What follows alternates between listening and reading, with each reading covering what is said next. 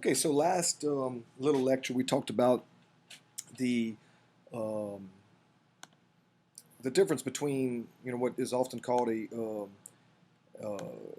civilized society versus a primitive society, and like I said, I really kind of simplified it because uh, among anthropologists, you will there's going to be debates, and even among historians there are debates about these things, and that's something that we're going to talk about in a lecture in the future. Really, what is the study of history?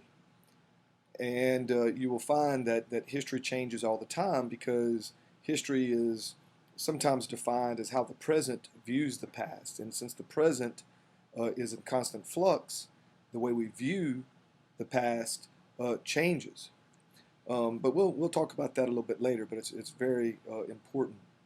Now, um, in terms of Native Americans and in terms of actually developing into a civilization, we have the Mayan civilization, where we could that was around the Yucatan Peninsula in Mexico.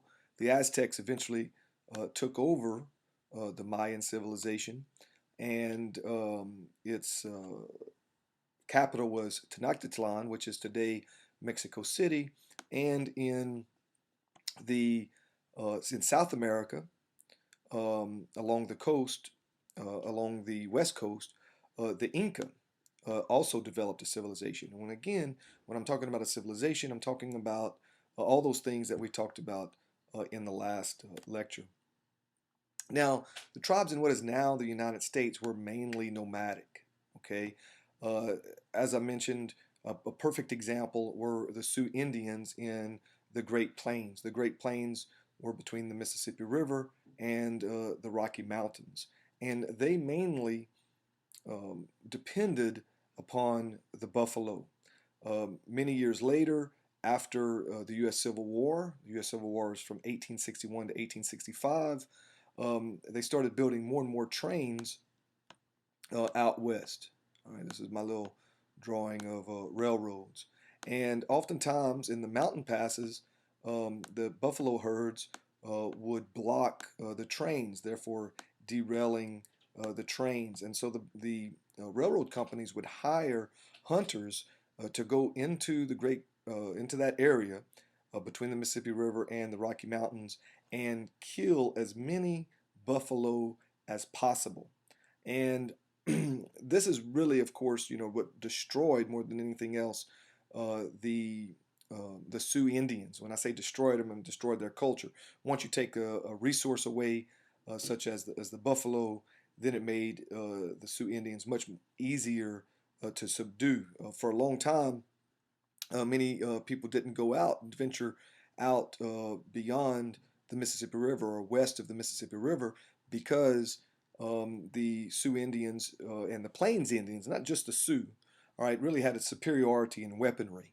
The bow and arrow, for example, was much more superior to the musket. A Sioux warrior, for example, could get off 3 arrows very, very quickly, whereas someone that was good with a musket could probably get off about 3 shots per minute. That was it. All right. I mean, the Prussians in the 1700s in Europe were much better. I mean, they could get off like 5 shots per minute or something, but they were ridiculous. They trained all the time. So, for a long time, people didn't go. Also, the ground was very hard. And so it wasn't until John Deere invented the steel plow that people started going out there so that they could um, plow the land. And also things like barbed wire. If you go into the Great Plains, there wasn't a lot of wood to make fences, but with the invention of barbed wire, people started going out there more. So I mean, there's a lot of factors that uh, cause more and more, more people to go out west. And once that happened, once you started getting more people going west, from the Mississippi River. Let's say this is the Mississippi River, and it goes down here to New Orleans.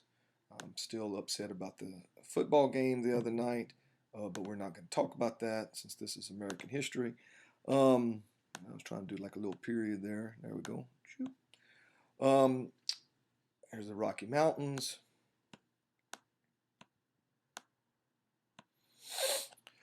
Well, people again started going out there mainly after, um, 1865, and really after the U.S. Civil War. And really, in my next, in American History 2020, we talk about that a whole lot more. But just to kind of give you, just a little background on that. Now, again, when we talk about nomadic tribes, I mean, they're following around, like I said, a good example is the Plains Indians that followed around the buffalo. When these hunters would go out there and shoot the buffalo, it was really easy to kill the buffalo, because the buffalo, for whatever reason, once you in a herd, once you start shooting them, they scatter, they go all over the place. And then, I mean, obviously, you kill a few, but for whatever reason, they turn around and go back, and they kind of huddle around the fallen buffalo, and then you can just shoot them again, and the same thing happens. And then they just kind of go back and then come back. They scatter, come back. They scatter, come back. So, when we talk about these nomadic tribes in North America, usually they're not considered, quote, civilized, and that doesn't mean, again, that somehow it's a bad thing. All right, it's just the way anthropologists define it. Um, Now, we talked a little bit in the last lecture about um, the Vikings, all right, and kind of this what we call a substantiated claim of a pre-Columbian discovery of the Americas. Now, what we mean by that is that there are some claims that the Chinese came to um, North America. There's some claims that Africans sailed across the Atlantic and went into Central America. But there's just simply not enough evidence to prove that. It does not mean that it didn't happen. Okay, and that's also very important to understand when you study history. Historians don't know everything. But the only thing that we do know for sure in terms of a pre-Columbian, sort of non-Native American discovery of the Americas was by Leif Erikson. Now, the Vikings had gone into Iceland, and then into Greenland, and then Leif Erikson, right, in around um, right around 1,000, I think actually 1001 AD.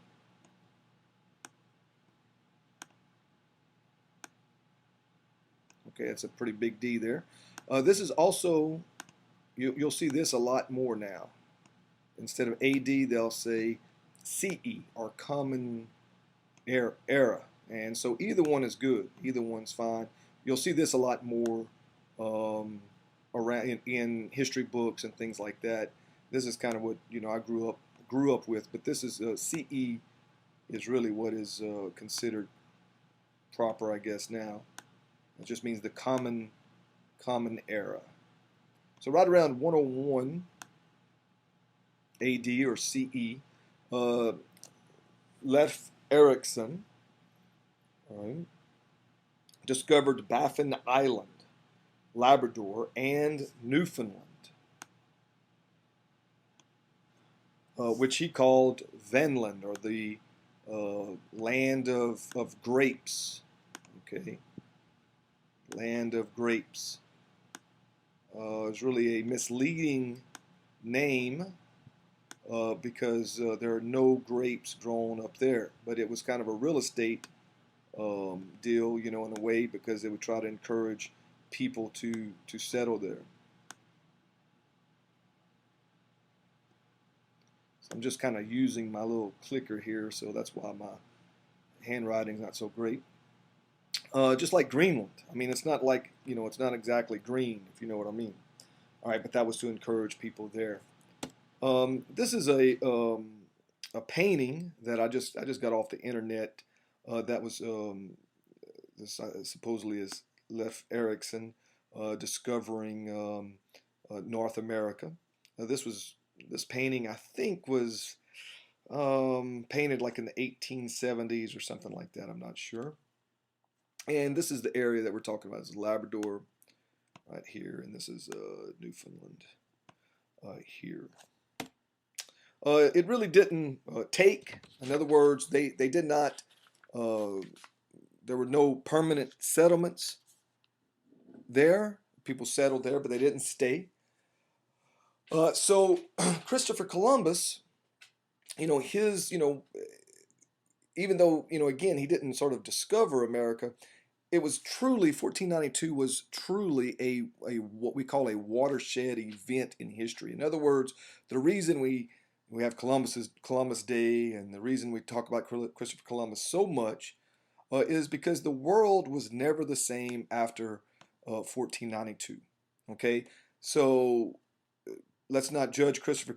Some people say Christopher Columbus was this awful person that exploited the Native Americans that he came into contact with, which, frankly, there's a lot of evidence to suggest that.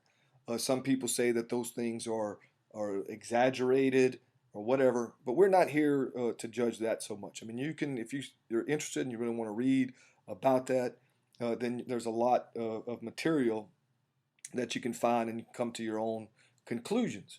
But again, the one thing that everyone agrees on is that the world was never the same after 1492. The Spanish, okay, were looking for a shorter route to Asia. Why? Well, let me just talk briefly about the Crusades. Okay, now what were the Crusades? The Crusades started in 1095. Sometimes you'll see 1096, but they actually started in 1095, which is known as the Peasant Crusade, when the Pope at the time decided that the Europeans needed to go to the Holy Land and take back the Holy Land from the Muslims. Okay, the Israel was had been seized. Or, I wouldn't say seized so much as the it was controlled by the Muslim Turks. The Turks had just converted to Islam, and they were very fervent, and they did not want any Christians to go there. So the Pope at the time decided that yes, we must take back the Holy Land, and so a lot of peasants got together. They went out there and they got slaughtered. But this went on for many centuries. All right, the Crusades between Christian Europe and the Muslim world in southwestern Asia, around Israel, in that area. The Europeans had been isolated since 476 CE or AD, and what this did was this sort of opened up their isolation, and as a result, they started it increased the trade um, with the Middle East. Even though there was wars going on, all right, they brought back perfumes, they brought back ancient manuscripts, they brought back spices that could be used to preserve meat. The compass. All these things. At that time, the Muslim world was actually more advanced than the Europeans, and so the this increased trade, and eventually there were cities around Italy that had a monopoly on that trade. So Christopher's Columbus's motive was a sea route to Asia. After in 1492 in October, after 33 days of sailing, Columbus's three ships, the Nina, the Pinta, and Santa Maria, reached an island in the Bahamas. They called the natives there, of course, Indians. Columbus himself made several more voyages, but he never realized he actually discovered or rediscovered the Americas. And that concludes that little lecture. I hope that that helps.